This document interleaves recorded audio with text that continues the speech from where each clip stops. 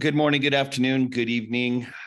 I am Kevin Koym, and we're here to talk about another venture outfitter. What we're here for today is we're going to be talking about throwing yourself off the deep end, throwing yourself off the cliff with Barry Thornton. Now I'm going to go through Kevin, a few. screen is your desktop. Oh, you're seeing my desktop. Oh, thank you. I'm on a very, very small screen. Let me see if I can actually do this right now. How about now, Jello? We're good? Yeah, that's Cool. okay. All right. Well, so I'm going live from Southern Colorado. I've been at the a conference I'll tell you about, and so I don't have all my different all the things of having my little broadcast studio. So lots of mistakes to make. But welcome to the Venture Outfitter. The whole idea about this is this program is for you and our community to plug into, so that you have resources, access to resources around the world. We have entrepreneurs that we've seen view all the way up to 15 different countries at one time from this program. And so quite great to have such a worldwide audience and stuff like that. There's going to be a bunch of things that are coming very soon. We're going to be launching a number of different venture bridges. First with Japan, the Japan Trade Organization. We've already, we're on our second year for launching a bridge to Japan with some fairly exotic and groundbreaking technologies from there. With Austria, we'll be launching in October, another bridge that is specifically focused around circular economy and clean energy.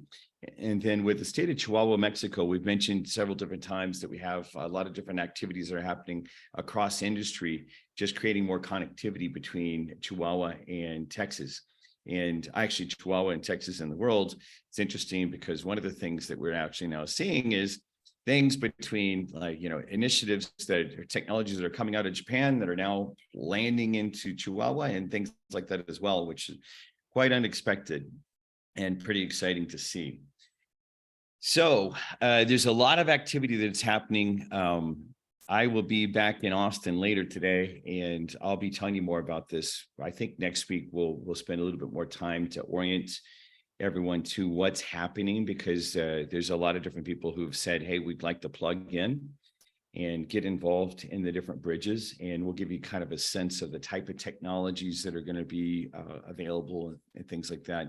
And we'll have some special events for plugging in even deeper, because a lot of times, a lot of people forget or don't know the story, as an example, that my first dollars earned were pesos in Mexico. A lot of times, early stage technologies finds a place in another part of the world because it's ready made for plugging in and solving problems there. And that's partially what this network is all about. So, deep breath of air. I think many of you know that we lost this last Thursday, sometime after the last week's broadcast. We lost our operations manager. And this has been really, really, really, really, really hard. And because Abby Herman was absolutely one of the most precious people I've ever met on the planet. And I was honored to get to work with her. And a lot of people have called me up and said, hey, Kevin, are you okay? And I'm like, no, I'm not okay. This young woman was a light. And, her last words to me when I saw her on Wednesday face to face, and then when I hopped into one of the Zoom calls on Thursday, the thing that she had totally earned my confidence and my loyalty and my trust, she said, hey, Kevin, go celebrate your birthday. I got this. I got you. And so it is with an extremely heavy heart that I, announce that she's passed. We've already sent out a newsletter, and there's some other details and stuff like that. People have asked me a lot about what happened. There was an assumption that it was a car accident. She had an underlying medical condition. She had epilepsy and ended up passing from drowning after having an epileptic attack. And it's a terrible type of thing. I still don't know what we as a community should do. One of the reasons that I stopped my trip up here in Colorado, and I'll be coming back this afternoon, is because her memorial services, she's going to have 3, one of them later today. And these are all open. Will, her husband, who I've talked to several times since her passing, In fact, I spent a good portion of Friday with him, just side by side, just because of how surprised and torn up that we all are. There's going to be a memorial service of visitation later today at 6 p.m. at the visitation vigil that's there. All this information, by the way, is on the Tech Ranch events calendar. If you would like to, if you're not able to see the screen for some reason, I know that a number of you actually listen to the streams, and you might not be able to read this, but this is at techranch.com/events. Friday, June 23rd at 1 p.m. will be her funeral service at St. John's Newman Catholic Church. And then Saturday, June 24th is going to be another celebration of her life in Needville. Needville, actually, one of the things that's interesting, my dad is from a little town called East Bernard, which none of y'all have heard about, and probably none of y'all have heard of Needville as well, but it's a little bit west of Houston. It is interesting to talk about the culture of that little town, that little Texas town. So I'll be in Needville. I'll be there on Friday. I'll still be driving back. I was taking some little bit of time for my birthday this last week, and so I'm going to come back quick. And if there's anything that anyone needs from me, today will be a good day for me to touch base with people as I'm driving back, because I'll be on the phone probably most of the time. But in all seriousness, I want to make sure that that we take some time to celebrate this young woman's life. And so I'm sure it won't just be for the next 3 days. If you have any questions, you can let me know. I'm happy to talk about it openly. And thank you for letting me. I've really appreciated that we have a community, not just a broadcast. And some of the stuff has come out recently. Part of the thing that happened that I want to make sure I say is, when stuff like this happens, it sucks. It absolutely sucks. And I can't say that strong enough. But I'm really, I think in the past, when I've had tragic events happen, I don't think that I've actually known to cultivate a support network. And so part of what I want to say to you is make sure that you're cultivating a support network for yourself. As an example, the people that are listed have been my support network. They reached out to me. They've taken care of me. Now, there are other people around Abby that need that as well. I know that a lot of our team has really been traumatized by her passing. And so what I'm, twofold thing, I want to make sure that I say for the community, because I know that Abby affected a bunch of you, like she affected me. If you don't have a support network, it's time to make one, even if you're not having any kind of tragedy, even if you're not moved by what happened to Abby. You should be making it a point to cultivating something that is taken care of. And this group of people, I really greatly appreciate, reached out to me and said, "Hey, dude, you okay?" So thank you, Christia. Thank you, Greg. Thank you, Patrick. Thank you, Brian. Thank you, Christine. Thank you, Ted. Thank you, Barry. Thank you, Joel. Thank you, Ed. Thank you, Claire. Thank you, Sean. Thank you, Ari. And thank you, Penny. And there's others on top of this, but this, when I made this slide a few days ago, I was like, I wanted to make sure I said, I really appreciate that, because I quite really, it's like I said in my social media post, I have anger about this, I have sadness, and I have grief. And it's a real natural thing, but I want to make sure that in everything that happens, if you believe in this whole idea of becoming anti-fragile, the thing to learn in this, if nothing else, is to build a support network. So what took me to Colorado? So many of you might know about the advances in application of psychedelic science. There's a bunch of FDA-approved reports that are coming out, or FDA level 3 support for the application of a drug called MDMA is being applied to PTSD, that is post-traumatic stress disorder. I got to spend a lot of time with the different members of lots of different groups here, including one of the things that was most interesting about this, since I take a bold stance on trying to say let's take care of mental health. And one of the things that I can tell you some different stories. There's a Navy SEAL named Marcus Capone. He was one of the first SEALs that was on the helicopters into Afghanistan after 9/11. He was one of the examples of men and women that have been veterans that are taking on and have been working with the organization called MAPS. And if you want to learn more about this, the best way to do so is go to maps.org. In the Tech Ranch Network worldwide, we've supported, as we do with lots of different technologies, especially as they're emerging and creating these breakthroughs. We've supported a number of mental health technologies. And this is one of them.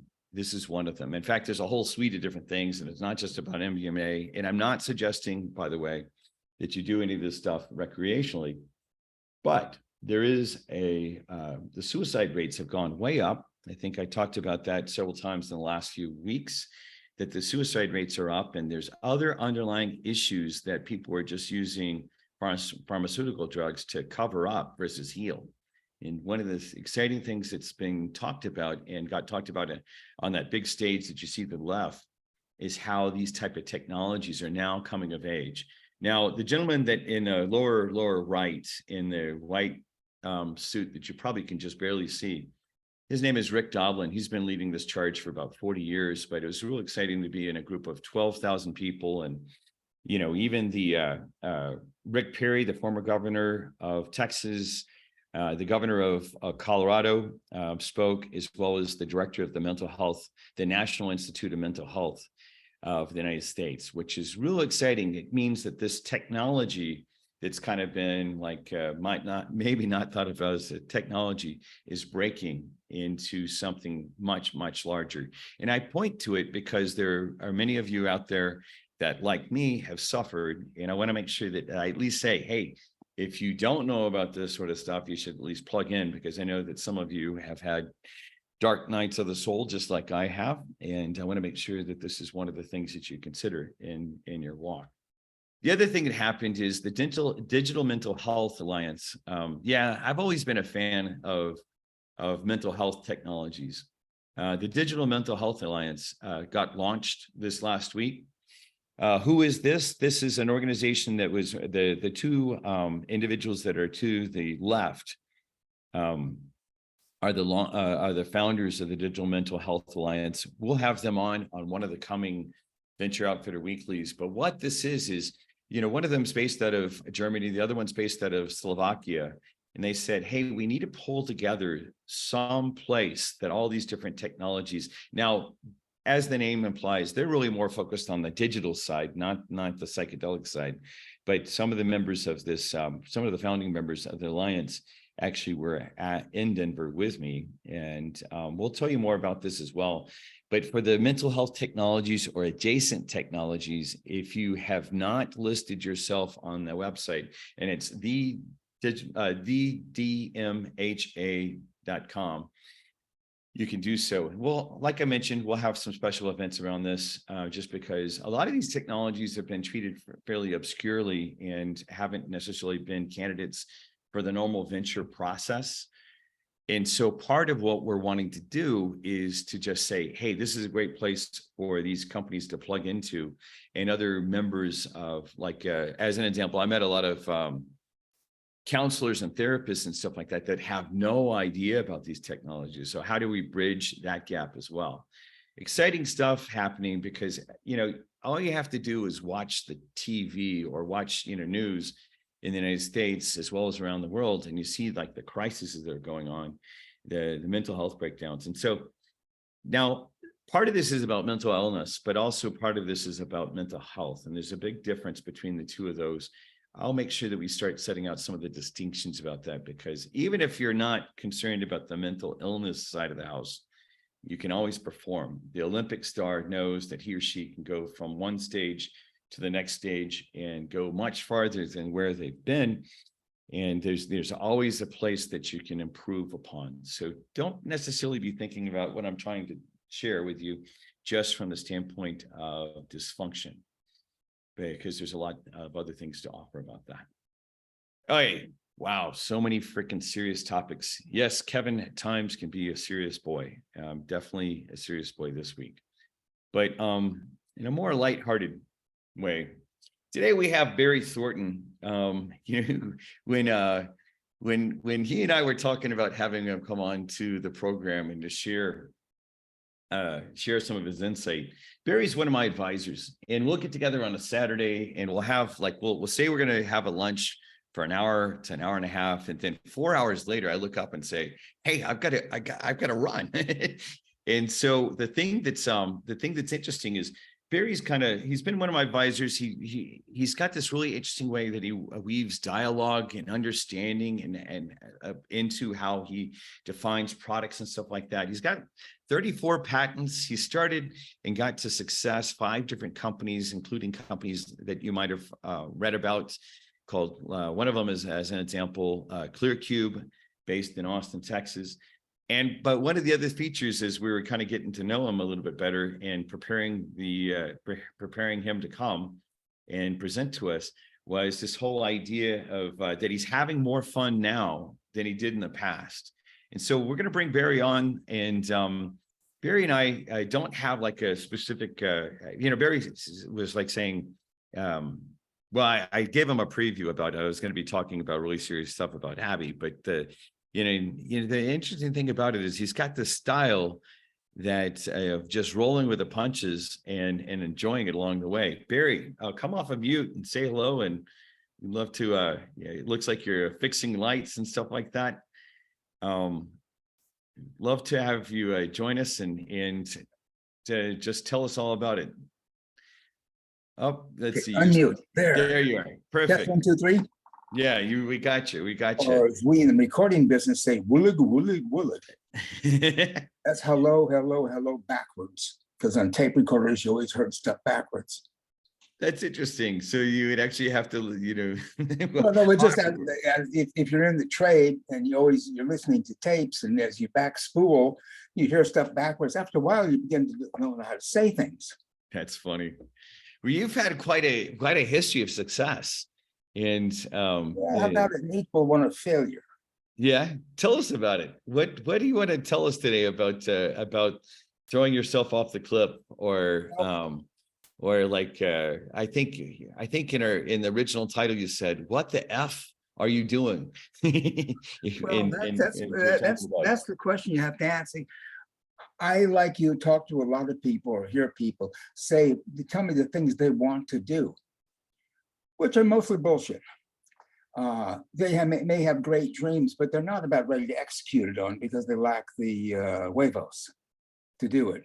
And that's the right way of looking at things, because going out on your own and starting something is, you're changing your culture completely. And to do that, you wind up going through a rite of transition, which in anthropology, we refer to in anthropology as the ceremony on which you leave one aspect or portion of a tribe and go to another. The most common one all of us are aware of is marriage. Marriage is a rite of transition. One party gets given to another party, bad term today, but screw it. And the result is that life changes for both parties. People are driven by wanting to live better lives. And so they do things which they think are going to cause that to happen. And one of the things is this thing we call entrepreneurism. The essential word in entrepreneur is risk, because that's what it's all about, taking a risk. After that, it's a piece of cake. But the risk involves a transition. The transition is one that can break a person. And it's not unusual, and I've seen this many times. I've done a bunch of startups, and I've watched others, and I've watched people get destroyed in the process. And how do you say this without sounding like an absolute? Okay, I guess the most direct way for me to say it is basically, when you become an entrepreneur, you kiss off all your friends and everything. The world changes completely. because you go from trying to be compliant, which is the way you were trained to be, and consistent, which is the way you were trained to be. Your whole education has been about how to be compliant, how to be part of a system, how to fit in, and how to not aggravate people. You change completely to another kind of a person that says, my will says this is going to happen. And I don't really care what you think. I'm going to make it happen because that's who I am. Oh, when did you become that? Because that was not the way you were raised. You were never raised to be an entrepreneur. You were raised to be a worker bee in an industrial society. Okay, so we don't have an industrial society so much anymore as an information society. So we change a little bit about what we do. But the bottom line is we don't change the attitudes. This transition that goes on,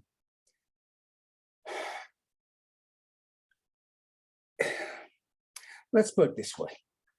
What you learn that most about in becoming an entrepreneur, you learn how to lie. Because from that point on, you want people to do what you want them to do, and you can't get it directly. So you have to build up mental models for them to make the transition to do what you want to do. And that consists primarily of telling a lot of little untruths, which white lies, which you later can set aside. But you need to do that kind of a thing to evoke someone to do something. In sales, we have a very simple premise that goes like this. I can't sell you anything until I piss you off. And the essential core of marketing is to piss you off. Marketing is about making you dissatisfied with what you have up to the point that you get emotionally engaged. And when that happens, change is going to happen. When I try to sell you something, I'm trying to get you emotionally engaged sufficiently enough that you will make a change, because change requires effort and is an uncomfortable thing. Now let's look at it from the entrepreneur's viewpoint. Someone along the sides that they have a great idea and they want to do it, and they want to do it themselves. They don't necessarily want to just turn it over to somebody else, but they want the satisfaction and joy of being a creative human being and going out and exercising parts of their mind that they didn't even know they had until they get out there. Well, that's a very selfish thing. By our social structures, that's an asocial activity. So already you're talking about changing who you are to be somebody else who is capable of achieving these goals. A lot of people get partway into that and find themselves jammed because they can't handle the conflict between who they were and who they're going to be. I called it breaking people.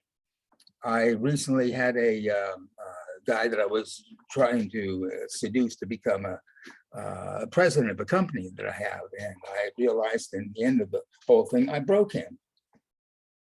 I pushed him too hard, not pushing the amount of work, but pushing the amount of thinking that you have to do. And this is a constant, consistent problem. So you get this idea, I'm going to go on this great adventure. I read all about it, and I hear all these things. It's romanticized. I see other people doing it, and I'm going to go along with their path. What they don't realize is most of those people that did that gave up a lot. When you become responsible, I always say, when you make your first payroll, the first time you do payroll, your life changes, because you now suddenly assume responsibility for families. That's something you never had before. And when you do payroll, not when you promise to have a job, but when you actually pay him, that's the act of going through, the final act in doing this.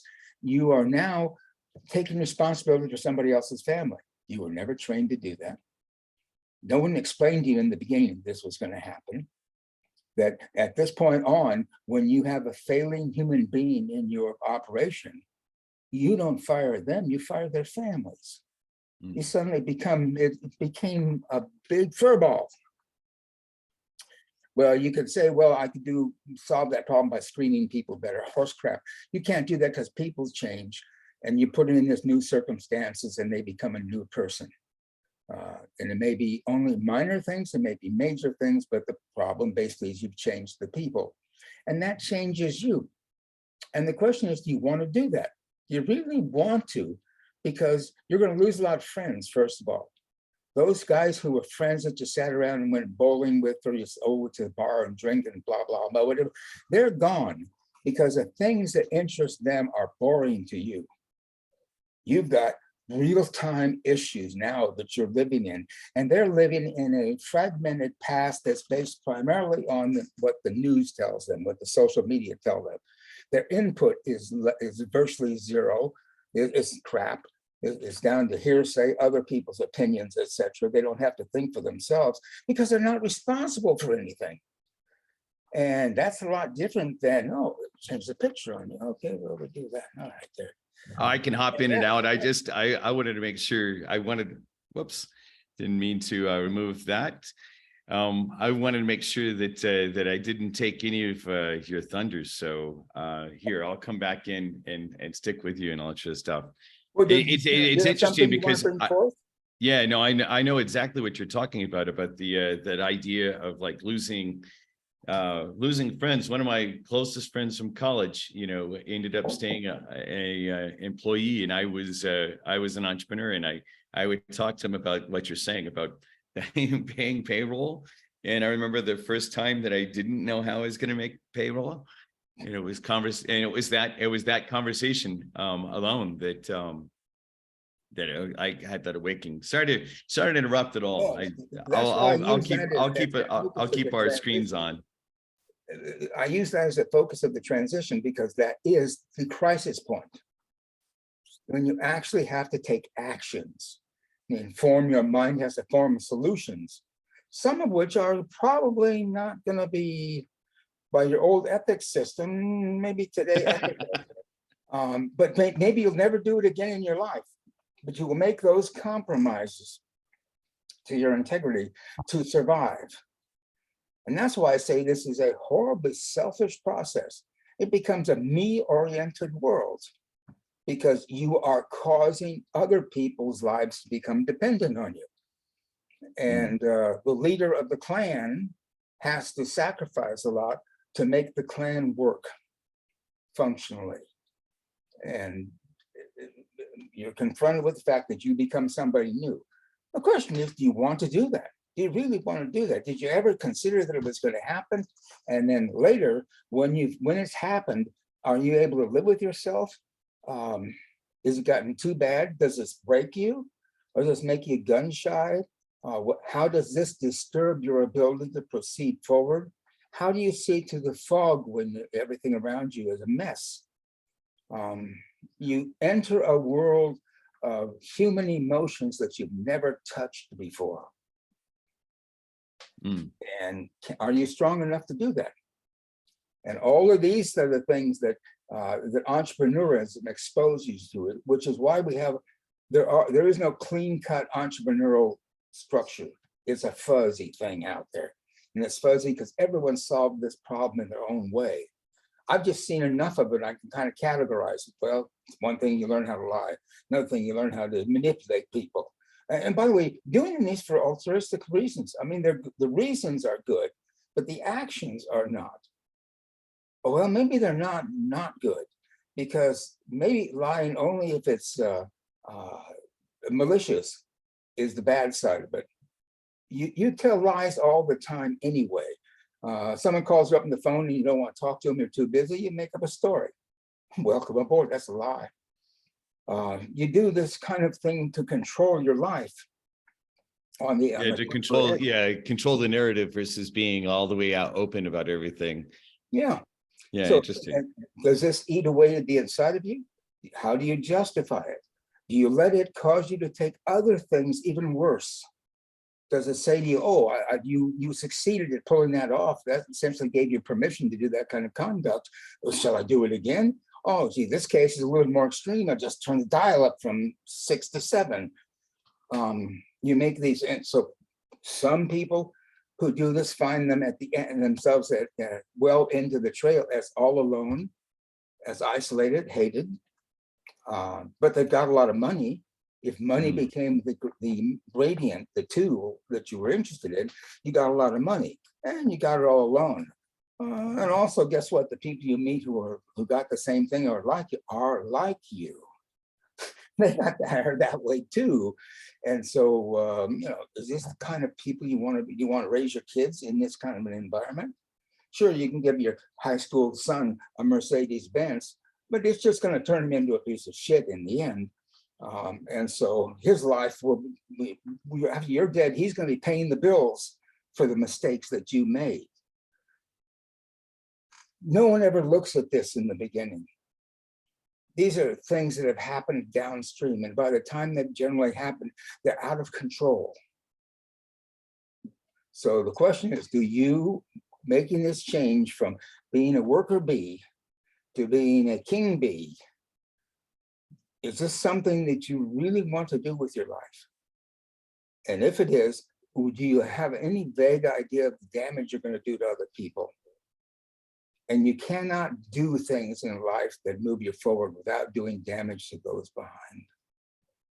I don't care if your motivation is to get rid of cancer and or some beautiful thing like that, or whether it's simply to make money. All of those. So let me ask you then. I would, if you don't mind me just like playing around with you, like Absolutely. almost like we're at at brunch together again. So I hear that you're leading with this hesitation, of saying, "Hey, Wayne, what's behind?" I mean, I think it's important for entrepreneurs to do that. But if the hesitation's there, then why would someone move forward? Tell me a little bit about on the other side of that. What are the two primary motivators? Fear and greed. But we go look at them first. There are things that get people to do things. Are you greedy? Do you want more? How much more? These are decisions you have to make, but that's the path your mind goes down. The other one is fear. There's a couple of kinds of fears. The fears of what you do to other people, the fears of what other people will think of you. How much of your personality is dependent as a reflection on other people's thoughts about you? And if you're dependent on other people's thoughts and suddenly you have to be on your own, you're alone.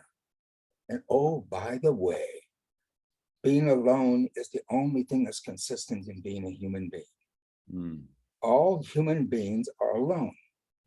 Much as you may deceive yourself in the fact that you have people around you that say they love you, how soon would they trade you off for something else? You never know. And no one can understand what you're thinking. You can spend weeks trying to explain things to people, and they just can't understand what you're thinking, which means you'll never have 100% communication with anybody. You may have great empathy, and you may have a tradition built up which allows you to have common shared doors and windows that you can see each other through. But the bottom line is you die alone. You are alone. We're alone all the time. So if you're going to be an entrepreneur, you better get real comfortable with the fact that there's nothing wrong with being alone. It's as safe as you want to make it. And it can be very honorable, or it can drive you into being fearful. These are all these decisions normal people never have to make, never even know that they exist. A worker bee is a happy person for their whole life, and that's great. That's wonderful. That's one of the great aspects of being a human being, is you can be that. Some of us are not blessed with that loss of, maybe not loss of, that strangeness of being able to be happy on just what everybody else wants. Most of us are, gee, I'm alone in here, and gee, I got this thought nobody else has. I think it's a good thought. I think I'll try to expand it. Well, what a selfish attitude. In doing that, you believe you have something different than other people, which you do, better than other people, possibly. But all of this discussion is not held in our community. The only thing we hold in our community is, how much money did you raise? How big did you make your company? What are the things you pound your chest with, saying, I did this, I did that, I blah, blah, blah, blah. And you go off on being I. Now, that's not good, that's not bad, that's part of human nature. All of this that we're talking about is roughly 350,000 years old in development. It's part of us. It's us as being a human being. And as long as you don't hurt anybody else, I think it's okay. You can do whatever you want. Just don't hurt anybody else. And especially don't hurt anyone who's totally innocent, because they should be left alone and happy in their little bundle. Someday it may break. 40 or 50 men have things called, what do you call it? When a guy becomes wacko. Some kind of psychological break. Well, it's not a psychological breakdown. It's Midlife crisis. that's it. You have a midlife crisis. That's what the day that you realize that everything that you knew about, all your past, everything is wrong. I've had experiences, especially in technology, where I've been confronted with something that, well, I have two problems. One is I'll wake up one day and realize everything I know about something is wrong. I got to go back to square one and relearn it all from the ground up. Oh, think about the number of people I've misled in the time between, because I'm viewed as an authority on many things. So I've misled people. I made horrible mistakes. And the second one I have, which all people who generally are in the inventing world have, is that every mother's baby is beautiful. The belief that whatever you do is the right thing because you did it. And that the ego attachment to that it's a wonderful feeling of exhilaration for a few minutes, and then you have to reach reality. So you've got all these factors which never bothered you when you were a worker bee, because your life was well planned, and as long as you were conformal, congenial, you did everything you got taught in school about how you conduct yourself, you can get all the way through the end and die and hopefully be happy. The rest of us, someone really got lumpy gravy. A 15-year-old kid in Vietnam is usually in a sucky condition, or some African country. By accident, his number came up when the gene pool got stirred, and he popped out in a place that is doomed. And there's nothing you can do about that. You feel horribly sorry for him, but it's the lumps. Is the way I'm used to saying it. It's the lumps you take in life and how you survive. We all got born at a really great place in time. People your age and my age we got born in a place that was on the top of the world, the #1 country that won the big war, that had everything, and we're a community of you want it, you got it kind of stuff. And nobody else in the world has ever had that who wasn't royalty, who didn't do it on the backs of other people. We did it as a community. And of course, now it's failing, it's fading over, and we don't see anybody right around who's going through the same thing. Typically, when cultures crash, they have to go all the way to the bottom before a new culture and spirit come up. We happen to be in the pinnacle of a culture and spirit, which gave us a perverse view of the world. Unending optimism. And we live in a country, one of the few places in the world where if you make an economic mistake, you don't go to jail. Now, if you cheat or lie or steal, you go to jail. But if you make simply a bad bet, you don't go to jail. You get a chance to do it over again. In fact, we have this fantastic set of laws dealing with bankruptcy that allow you to start over again with a clean slate. Nowhere had that. I mean, in Europe, where we come from, traditionally, most of us, the traditional attitude on failure was you went to jail. You even had prisons for debtors.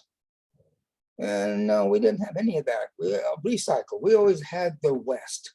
Oh, you screwed up here, go West. No one knows there, you get to start over again. And even in our society, the tidal wave of going West hit the West Coast years ago and started reproducing, coming back at us. And there is no more West, but there still is in our minds. You can get, Let me ask you a question then. So if we're talking about this renewal process and stuff like that, right? And the need, I see, like you're saying about this need for spiritual renewal of the country and all that sort of stuff. You know, and is there a way that do we have to go all the way to, you know, things bouncing off the pavement to pick it back up? Or do you have given that you're a philosopher, do you have a model or a notion about how we actually restart the car and get to the next level without having to have it go all the way down? but you gotta flush the toilet to get the bowl clean. But the funny thing about why I laugh is when Barry and I are sitting at lunch, things are even more colorful than that statement. So I appreciate your metaphors. No, there's no recovery because our minds have to be wiped. The culture in our mind has to be completely obliterated and wiped out so an alternative can begin to grow. There's no change. You can't, your past will always follow in the back of your mind. You'll always compare what was good in the past with where you are at now. And historically, we see every great civilization had to go completely crash out. We saved the stories and the myths from those civilizations because we wanted some attachment to our past. We believe we're more eternal than we are. But the fact of the matter is, it's just made up of a bunch of people who woke up one day alive, invented where they are, and exited later stage right. No, you can't recover it.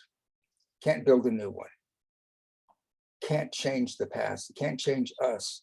It's part of human nature.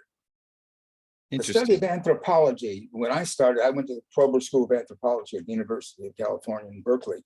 And at that point in time, and this was in the 60s, anthropologists were explaining to each other how we really don't care much anymore about the physical growth of mankind.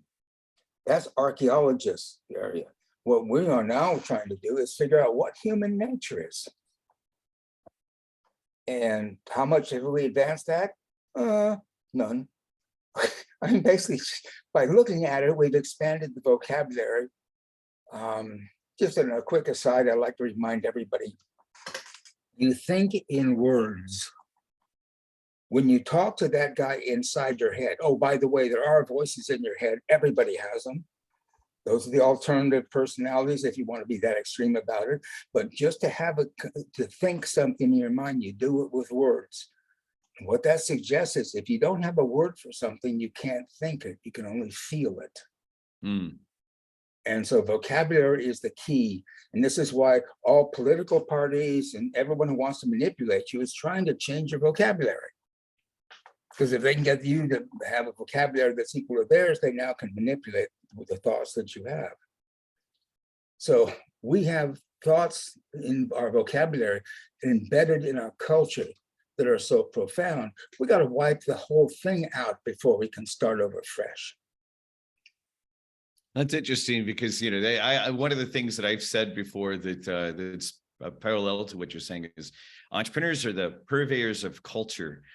And, you know, like the responsibility that we have is coming up with those new words, coming up with those new practices, coming up, you know, and, you know, through that changing. But it's one of the things that I wonder about a lot as I see the struggles that are going on in the world is how, or even, you know, you go to downtown Austin and the suffering is visible on the streets, the amount of homeless that are there that, you know, we're not solving these problems that actually, you know, that's where I'm wondering how far does things have to go? It's only increased in magnitude.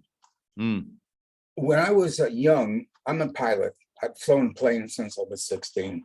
I had a job moving crop dusters from air repair in Clarksburg, California, out to the fields at 4 in the morning where a crop dusting pilot would pick it up and take off. And the stuff that we were spraying on the fields was pretty bad news. And I always noticed that when I land a plane at the end of the road, there'd be a couple of pickup trucks and a truck full of some ooey gooey they were going to put in the plane. And there were times when nobody went near the ooey gooey truck.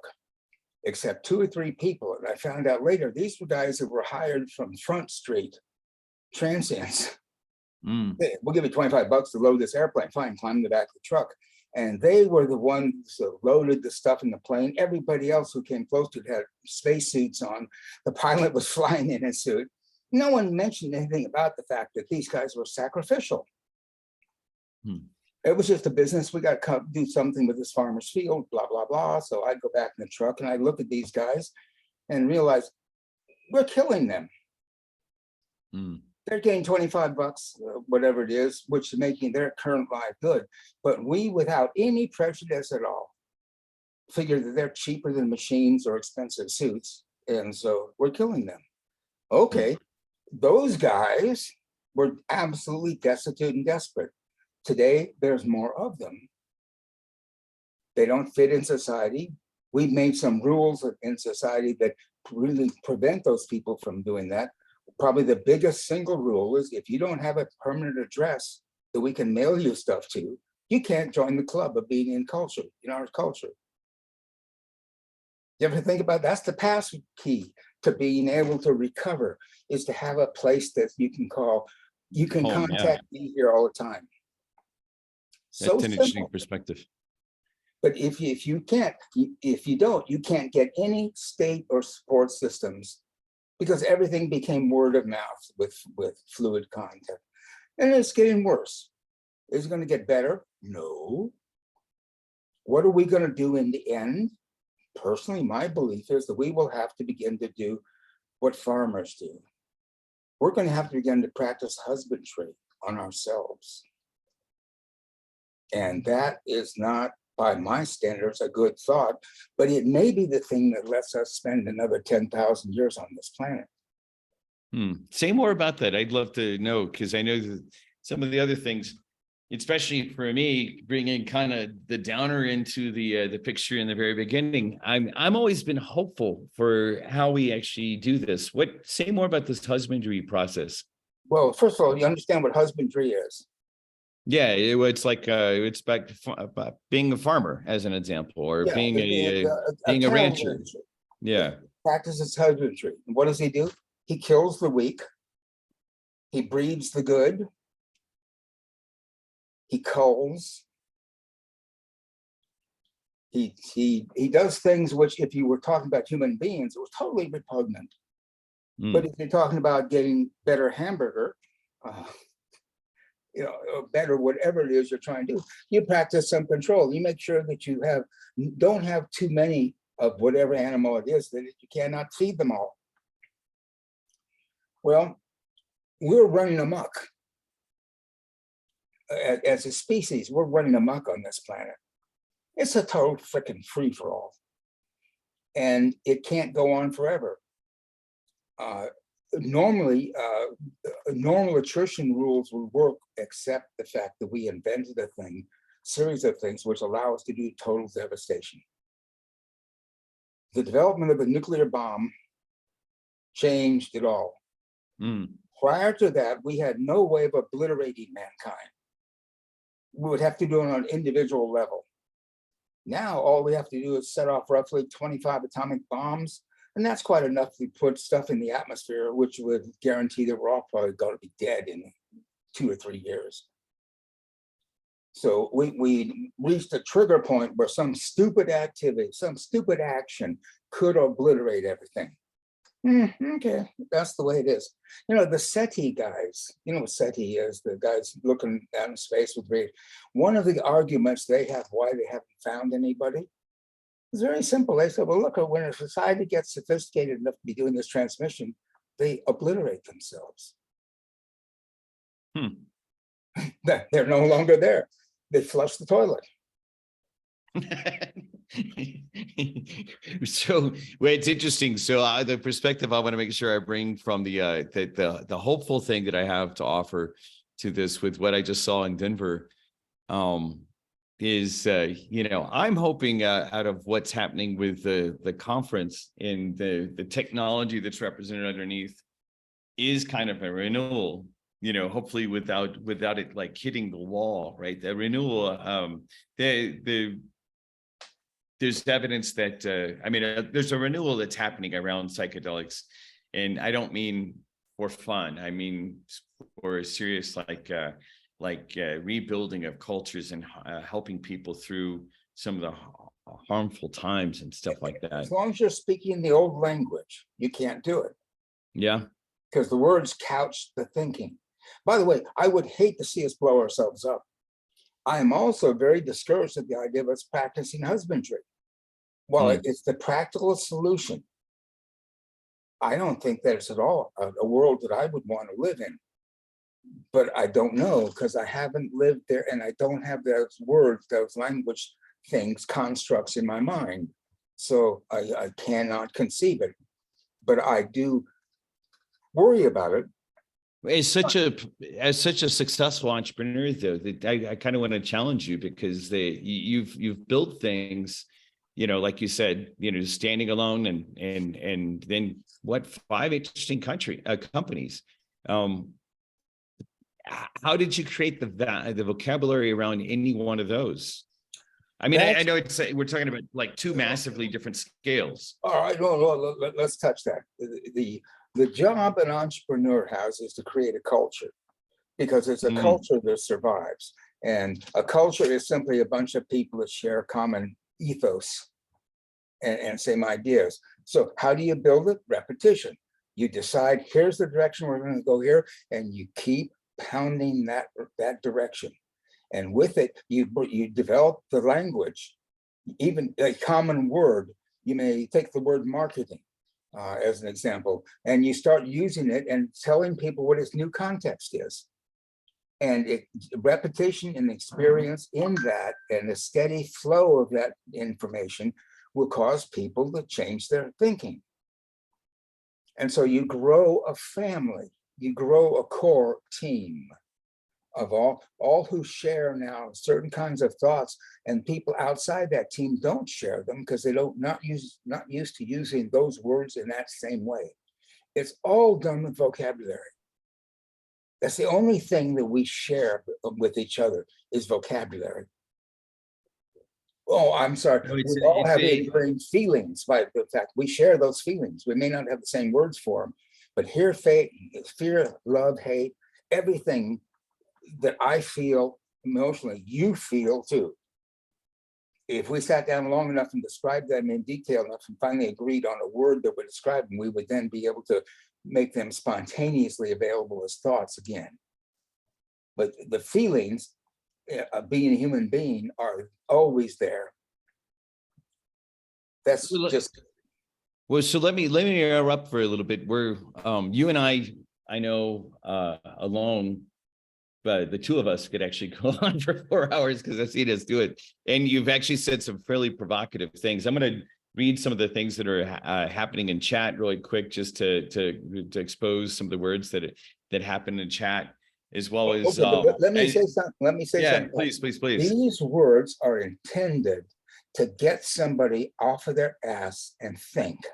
Yeah, usually, by the way, I think one of the most important things that I get from Barry, and I absolutely love, is a good swift kick in the ass.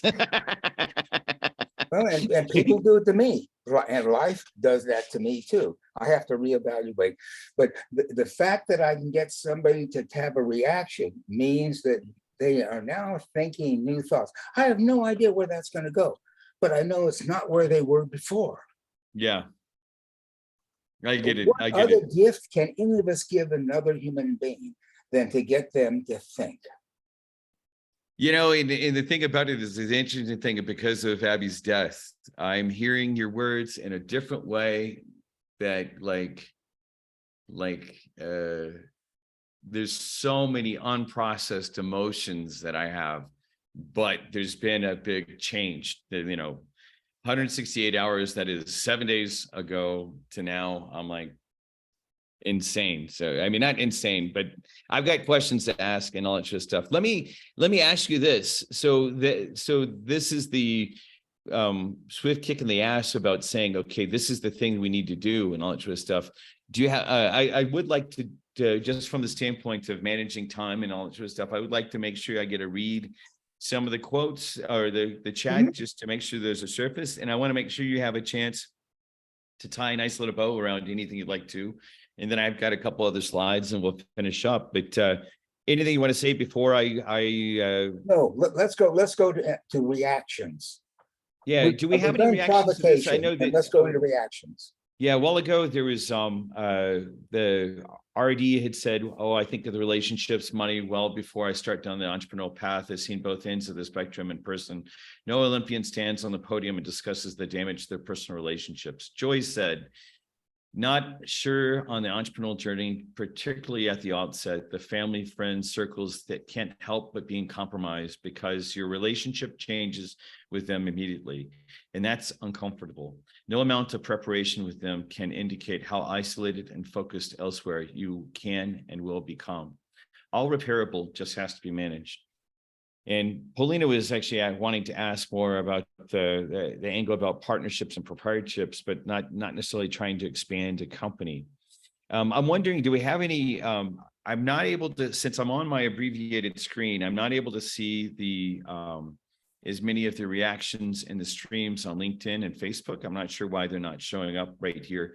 But if you have something else you'd like to react real quick, type it into the chat or raise your digital hand and we'll get a couple reactions in really quick.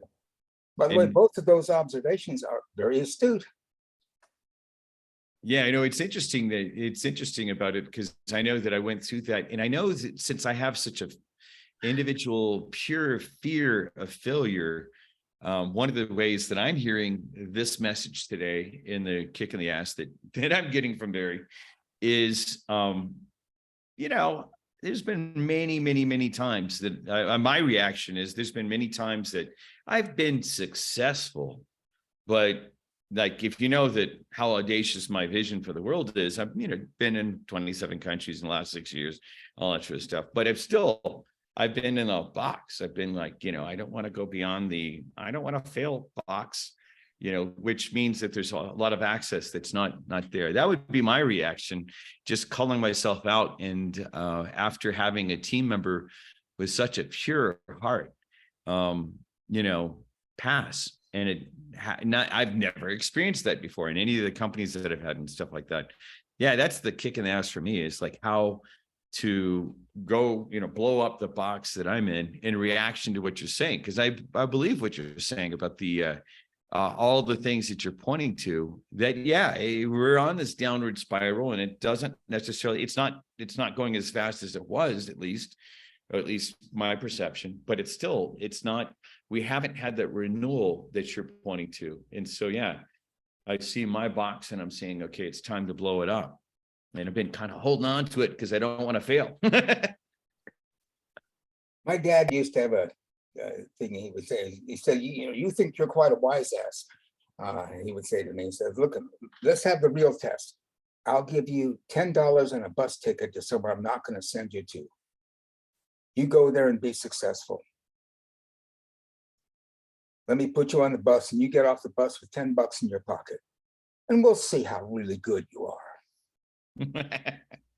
Okay, Dad, I don't want to do that. This is comfortable, and that will clearly not be comfortable. Yeah, no, I was a little naive when I started my first business with my first customer in Mexico, and pretty naive about the business that became Tech Ranch, about going to Chile and starting there. And I got my ass kicked a lot of different times, but still standing. So yeah, well, but not the same. They don't put you in jail or kill you from failing. Yeah, as long as you don't do it maliciously. Yes. But that's one of the beautiful things about the United States is this true freedom of thought that you're offered up. And we're trying to get rid of that as best as we can right now. We have a whole collection of folks who want us to become automatons or become their version of what's right. And, I don't want to start a fight or anything, but religious orientation is the most damning thing for human beings ever came up with. But it was good. It really let us begin to understand how one man dominates another. and it's served its purpose at different points. But we are where we are. It's not going to get better. It would be nice if we can mitigate the transition downward so that it's comfortable to our ends. I have a little bit of an advantage. First of all my friends are dead. Virtually all my friends are dead. I'm almost 80. Next year I'll be 80. And guess what? People die. So you just lose people. So you get to become alone because you realize, gosh, there's no one around here that I've had a long relationship with anymore, except family, which draws back to the strength of family. And yeah, it ain't gonna be a great show. But on the other hand, the purpose of life is to live. The goal of life is to have life. It doesn't say anywhere in there about good, bad, or indifferent. It simply says basically that the goal of life is to have more of you. The goal of any species is to have more of you. The only rule that I was ever able to figure out that we really needed is that you should always have children who are better at surviving than you are. That is a fulfillment of what is needed for life to go on. Otherwise, it's all a made-up show that we do to keep ourselves busy. This is how we avoid eating each other. And I say that in a figurative sense. We keep ourselves busy so we don't become the predators that we could be. We have all these structures to keep everybody in line so they don't think too far, too weird. And we get every generation, we get a unique character who bypasses all this stuff. That's cool. We created technologies which now help those people become more powerful. But the bottom line is they too will die. No one hangs on forever. So it's all recycled. Well, so let's do this, Barry. I personally, out of no one else might have lots of questions, but I do, and I'd like to be able to follow up with you about this because I think as always, you don't really hold back. What's there to hold? Yeah, no, I appreciate that. Am I going to impress anybody? Fuck no. No, it doesn't work that way. They're most impressed by their own lives. And congratulations to them, because they know that better than anybody else. Well, what we'll do is I'm definitely looking forward to catching up with you one-on-one sometime soon for another lunch. I always enjoy, even when you talk about these harsh things, I appreciate the point of view because, obviously you've had insight, you've demonstrated that. And then, I think that it is important for us to have kind of these raw conversations to actually start really talking about what are we doing and what is next and what, being much more conscious in what we're up to. I appreciate that about your words. So what we'll do as a cerebral provocateur, I get a few seconds to try to get you to launch into new thoughts. So the only way I can do that, hit you upside the head with a wrench. Yeah, when you've done it more than anyone else. Otherwise, how can I get you to for 1 second consider any other viewpoint? And I don't even know what that viewpoint is. Understood. Sometimes the interrupt is the most valuable thing. All righty. Well, I tell you what, so let me do a couple I will take up and I'll finish up today's time. If anyone wants to follow up with Barry, the way that we do this with our speakers is we will invite him onto the community site for the next 2 days. If you post into we will post the video recording, and on there, there will be a few questions back and forth. Barry might actually be on the site, or he might not. Sometimes Jello and myself will bridge between your comments directly on the site and the speaker. In this case, Barry's been a long-term advisor and a good friend, and no one kicks my ass quite like he does. So thank you, Barry, for your time today. I really appreciate it. And I'll just let me add one little thing. Yes, your sir. Questions, the issues you bring to me are kicking me. because there are things I hadn't thought about. And so if I hadn't been provoked into thinking about them, they would lay dormant in my mind. So when you ask a question, or anybody asks me a question that opens those doors, I get put on the spot. I have to do some quick thinking. And that is all that I know how to do. That's beautiful. So Well, I it's appreciate- always two-way. It's not ever a one-way thing. I'm not telling you anything. I'm trying to get you to think about things.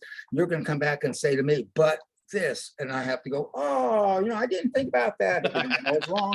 Reconsider it. And I offer my apology. And here's my new view of it. That's beautiful. Well, I'm looking forward to those next steps. Okay, well, what we'll do is All right, we'll go ahead and bring up a couple of the slides. Thank you, Barry. Thank you. I'm going to ring off. Oh yeah, wait, stick You around need- and we'll finish the recording and then we'll ask you a question or two off camera. For Oh, anyone okay. that I'll leave this up and running. yeah, that sounds great. For anyone that wants to get onto the network that we're talking about, into the community software, go to techranch.com/connect. There's also a place to sign up on our email list, as well as you can sign up on our email list there. You can actually, if you're in a different country and you're hearing this and you want to connect this work deeper into the country that you're from, there's a place to announce that you actually like to get involved in what we call our community, our country manager program. So techranch.com/connect. And last slide, there's been a lot of really hard change in the last week. If in the chat, there was a question about the sessions or the special events for Abby. Yes, I will be there on Friday and I'll be at the event on Saturday. This information will be on the TechRanch website if you're interested in joining us. I've never lost a team member in this way before. And so, if you have suggestions about what would be important or reflecting and all that sort of stuff, I'll certainly take your suggestions. And part of what I want to say is, like, Barry said, part of our work is to create more life. There's going to be the ups and the downs and all that sort of stuff. Sometimes it is kind of crappy. It's been pretty crappy this last week, but I believe that there's an answer to the thing that Barry is pointing to about how do we reboot things without having them have to go all the way down the toilet. With that, part of what gives me hope is working with a group of entrepreneurs that are driven by vision and values. Thank you for being out there as part of the TechRanch community. Let's go change the world for the better together. Y'all take good care, and we'll talk to you again next week. Bye-bye.